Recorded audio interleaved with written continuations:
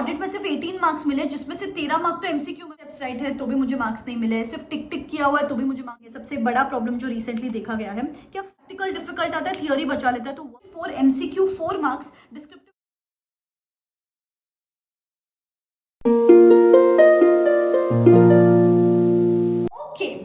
recently many of you got your answer sheets, May 25 answer sheets from RTI or from ICAI, and one common thing which students are saying me कि ma'am मेरा तो पूरा answer right है तो भी मुझे 0 marks दिए हुए हैं, मैम मुझे तो 60+ मार्क्स एक्सपेक्टेड थे, यहाँ पे तो 25-30 मार्क्स मिले हैं, मैम मुझे तो ना ऑडिट में सिर्फ 18 मार्क्स मिले जिसमें से 13 मार्क्स तो एमसीक्यू में मिले हैं, क्या मुझे 70 में से सिर्फ 5 मार्क्स मिले हैं क्या, मैम मेरे तो सब स्टेप्स राइट है तो भी मुझे मार्क्स नहीं मिले, सिर्फ टिक टिक किया हुआ है तो भी मुझे मार्क्स नहीं मिले हुए। समझ में नहीं आ रहा है कि ऐसा क्या करें इस बार कि अपकमिंग एग्जामिनेशंस तो एटलीस्ट क्लियर कर ले, आखिर आईसीआई की एक्सपेक्टेशंस है क्या।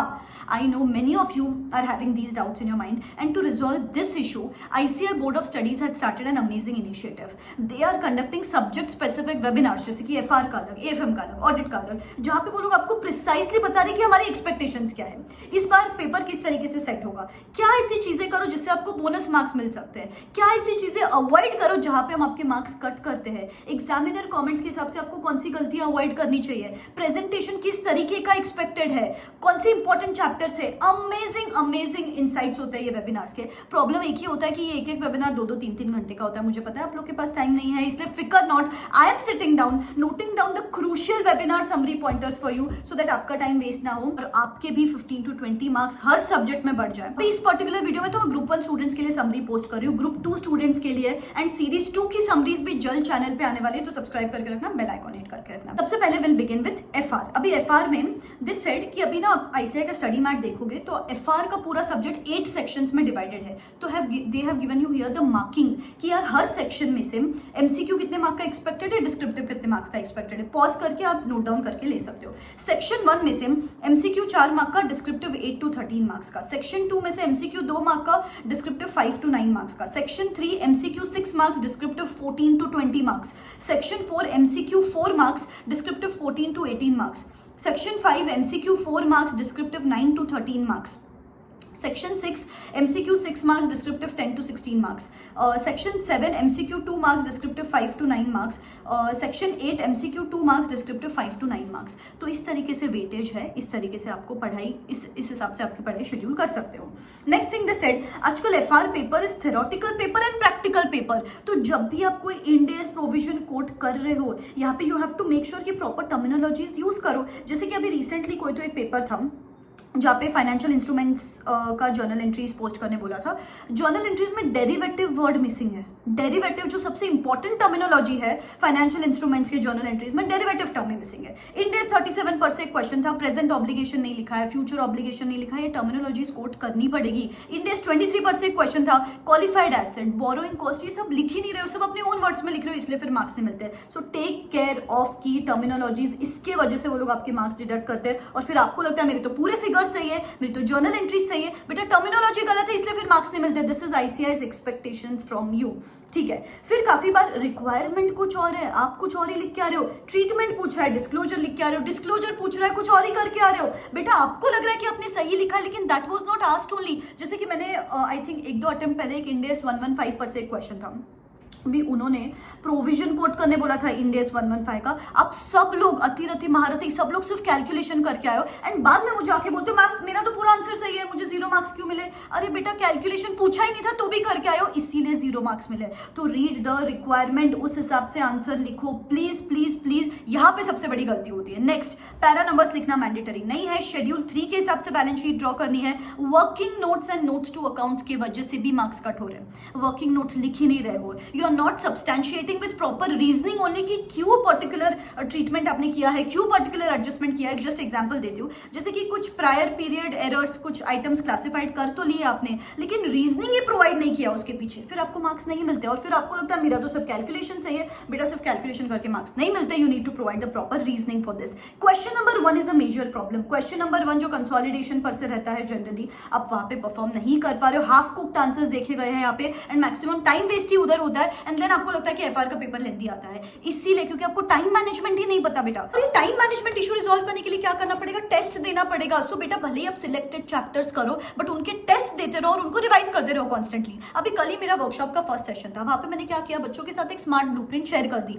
आई did a rough analysis of ICAI, RTPs, MTPs, past attempt papers, section wise weightages, and I understood that there are जो सिलेक्टेड चैप्टर्स जिसमें से मैक्सिमम मार्क्स का आने वाला है एग्जामिनेशंस में। तो आई शेयर्ड विद देम कि बेटा बस ये सिलेक्टेड चैप्टर्स करेंगे, बच्चे भी चैप्टर स्किप कर देंगे। Won't believe at the end of the session students were so pumped up and charged up कि हाँ यार मैम ये टाइम टेबल डुएबल लग रहा है, इस तरीके से इस बार एग्जामिनेशंस क्लियर कर सकते हैं। एंड उसके साथ साथ I am going to make sure that they give the test, because workshop में डिटेल टेस्ट सीरीज शेयर करती हूँ बच्चों के साथ। हर सब्जेक्ट के 3 portion wise papers, 1 MCQ paper and 3 full course papers, ये 7 टेस्ट पर सब्जेक्ट जिनको मैं उनको इवैल्यूएट भी करके देती हूँ। तो बेटा आपको भी अभी यही करना है, सिंपलेस्ट चीज, पूरा ICAI का एनालिसिस कर लो, पास्ट अटेम्प्ट पेपर्स का, सेक्शन वाइज वेटेजेस का, एंड सिलेक्टेड चैप्टर्स के हिसाब से एक टाइम टेबल बना लो।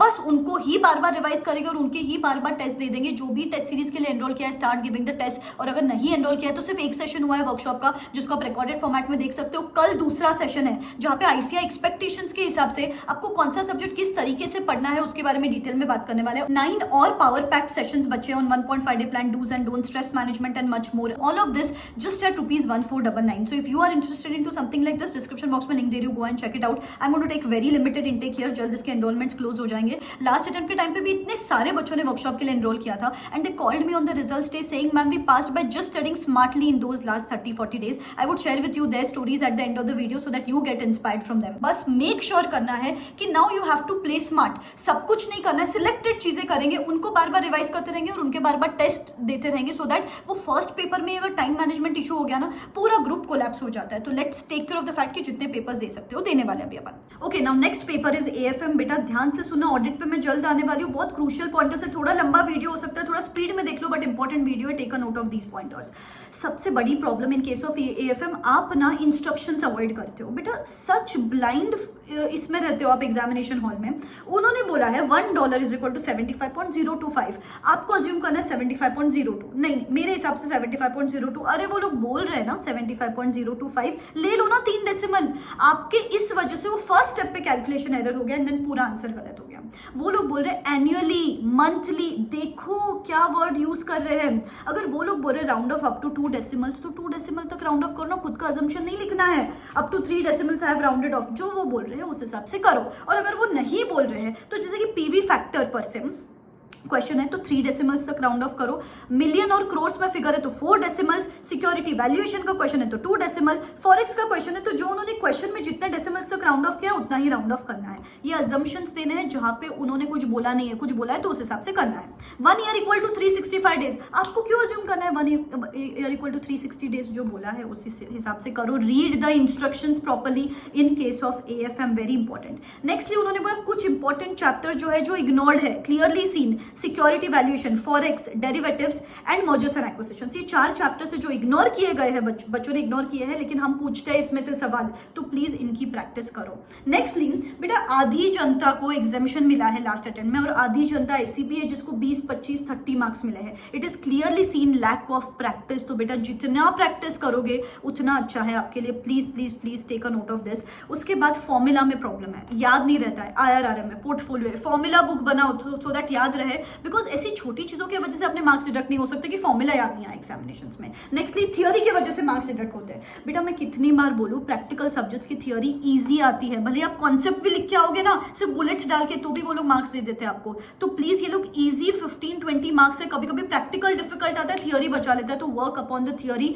अभी ना आजकल ना वो लोग प्रैक्टिकल चैप्टर्स में से भी थियोरी पूछते हैं, जैसे पोर्टफोलियो में से भी थियोरी पूछ सकते हैं। जरूरी नहीं है कि risk management, financial policy, startup इसमें से ही थियोरी पूछेंगे। सो प्लीज थियोरी पे भी इक्वली ध्यान दो। Silly mistakes, carry forward errors, calculation errors, copy paste errors, ये ज्यादा से ज्यादा AFM में देखे गए हैं। तो please be conscious when you write those papers. At final level ऐसी छोटी छोटी गलतियों की वजह से अपने मार्क्स डिडक्ट नहीं हो सकते बेटा। एंड कुछ इंटर लेवल के कॉन्सेप्ट्स है, time value of money, NPV, cost of capital, which they want you to work on, though at CA final level. इस वजह से काफी बार बेसिक्स मिस आउट हो जाते हैं, देन अपने को मार्क्स नहीं मिलते एग्जामिनेशंस में। तो take a note of these little things. तो this is how we can avoid silly mistakes in AFM and avoid deduction of those marks and actually increase your 10-15 marks in this particular paper.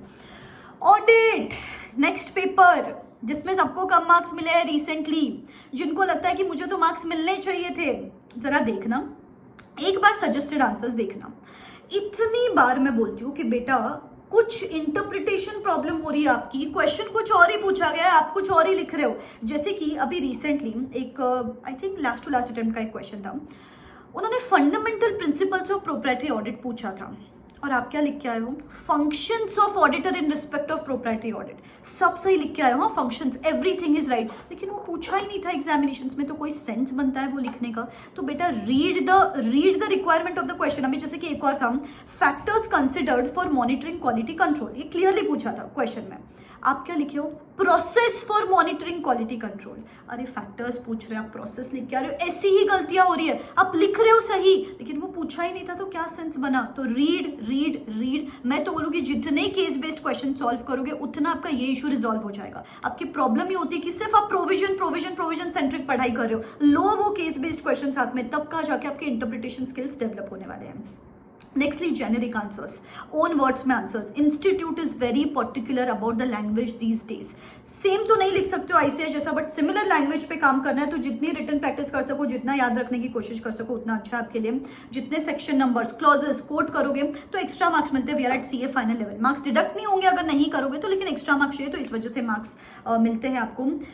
अभी interlinking missing है, सबसे बड़ा problem जो recently देखा गया है कि आप फैक्ट्स तो लिख रहे हो, प्रोविजंस भी लिख रहे हो, लेकिन उसके बाद how are these provisions related with these facts of the question, interlinking ही मिसिंग है, कंक्लूजन भी मिसिंग है। तो ये दोनों जो important part of the answer है वो ही मिसिंग है, और इनके लिए ज्यादा मार्क्स डेडिकेटेड होते हैं। सिर्फ फैक्ट्स और प्रोविजंस लिखने के लिए मार्क्स नहीं होते, वो interlinking of facts with the provision and conclusion के लिए अलग से मार्क्स डेडिकेट होते हैं, तो वो तो आप कर ही नहीं रहे हो। एक और प्रॉब्लम, बच्चों को मैंने बोला कंक्लूजन लिखना है, तो कंक्लूजन लिख के तो आते हैं, लेकिन बेटा आप देखो क्वेश्चन में कंक्लूजन किसके पॉइंट ऑफ व्यू से पूछा है, ऑडिटर के पॉइंट ऑफ व्यू से या मैनेजमेंट पॉइंट ऑफ व्यू से, उस हिसाब से भी कंक्लूजन डिफर करता है। दैट इज द डेप्थ, इस डेप्थ तक आपको पढ़ाई करनी है, इस डेप्थ तक वो क्वेश्चन पढ़ना है, ठीक है। Take a note of these things so that you avoid these things in upcoming examinations, and इस बार एग्जामिनेशंस क्लियर कर ले, ठीक है। सीरीज 2 की भी ऐसी ही समरी जल्द चैनल पे आने वाली है, ग्रुप 2 के लिए भी, इंटर के लिए भी। स्टे सब्सक्राइब, बस पढ़ाई करते रहो। I got 80 marks in AFM and 66 marks in FR. Just 1 महीना बचा था और मैं इतनी ज़्यादा कंफ्यूज और डिप्रेस थी, क्या मैं 1 महीने में CA जर्नी कंप्लीट कर भी पाऊंगी? That time Rucha ma'am came into my life and literally she change everything. तुम्हारा अटेम्प्ट अगर तुम्हें सही में क्लियर करना है ना, तो डू नॉट थिंक, रिकमेंडेशन यही है कि मैम का workshop low. It's nothing like a promotion, I am a simple student. It helped me a lot to clear this time with 2 exemptions, one in FR and one in AFM. Session खत्म होने के बाद आप रुक के एक एक बच्चे का डाउट क्लियर करते थे, एक एक बच्चे की बात सुनते थे, पूरी बात सुनते थे। 125 आउट ऑफ 300 से 174 आउट ऑफ 300 की जो जर्नी थी, ये CA रुचा सदा मैम के एफर्ट से। अपना शेड्यूल कैसे मैनेज करना है, टाइम मैनेजमेंट कैसे करनी है, किन चीज़ों पे फोकस करना है, ये सब हमें मैम ने सिखाया। Blindly followed ma'am's schedule, ma'am's timetable, and I wrote the test series which she offered, and the magic happened. 1.5 day strategy होती है, it is worth the investment. इतना कॉन्फिडेंस बिल्ड किया कि जस्ट 1 मंथ में हम अपने CA भी बन सकते हैं और अच्छे मार्क्स भी अचीव कर सकते हैं। प्लान देते थे ना, उसको एग्जीक्यूट करवाते थे। मेन तो सबसे अच्छा था कि आप एग्जीक्यूट करवाते थे। तो The thing I want to say is, with Rucha ma'am, we can definitely be a CA. बस पढ़ाई करते रहो, मैं आपके लिए हूँ, and I am going to be there with you till the end of examinations. Wish you all the very best, bye bye, take care.